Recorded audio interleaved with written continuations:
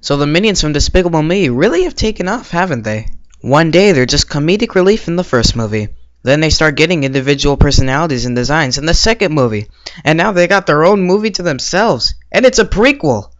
Looks like the the minions, have become the spotlight of the show. And today we're going to talk about that. For characters who were once just throwaway gags, this movie definitely puts a lot of emphasis on developing them as characters. This is most evident in the characters of Stuart, Bob, and Kevin, three minions who have been given their own personalities and become the stars of this movie. Now, I know that many reviewers have already said this in their reviews, but I will say it because it's relevant. The minions aren't really suitable to carry the task of being the main stars of a 1.5 hour animated film. Sure, they still crack a lot of jokes that were actually kind of funny, but they don't have an incredibly large amount of interesting character traits to give them personality. They don't really feel like characters, they just feel like jokes. And you always have to remember that comedy doesn't maketh the character. That doesn't make this movie unenjoyable, however, because some of the other characters in this movie, such as Scarlet Overkill, voiced by Sandra I'm So Awesome I Can Survive Kessler Syndrome and Space Bullock, are actually pretty funny. The story of this film, I can say, is actually pretty original.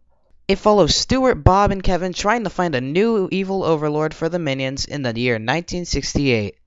God, I love the 60s. You know, they probably skipped over the 1940s because I'm pretty sure we'd all know who the minions would be serving as their evil overlord in the 1940s. They travel to New York City, Orlando, Florida, and then the Villain Con where they meet Scarlet Overkill. She recruits them, and they travel to London, England. God, I love London. Scarlet plans to steal Queen Elizabeth II's crown so she could become Queen of England. Scarlet, I hope you know that the British monarchy doesn't work that way, and that being the Queen of England doesn't give you full control over the country. The Parliament has more control over Britain than the royal family does. But anyway, they steal the crown from Queen Elizabeth II in a lengthy chase, but Bob pulls Excalibur, which apparently exists, out of its stone to defend himself and he becomes king. Because of course you would trust British monarchy with these idiots.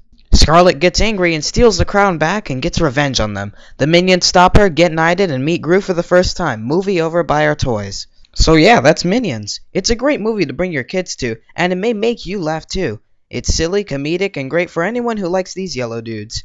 If you don't like Minions or Despicable Me, then you may not like this film, which is understandable. It's not my favorite movie either, but it is a treat for the kids. I am Lon Munchkins, and buy our toys!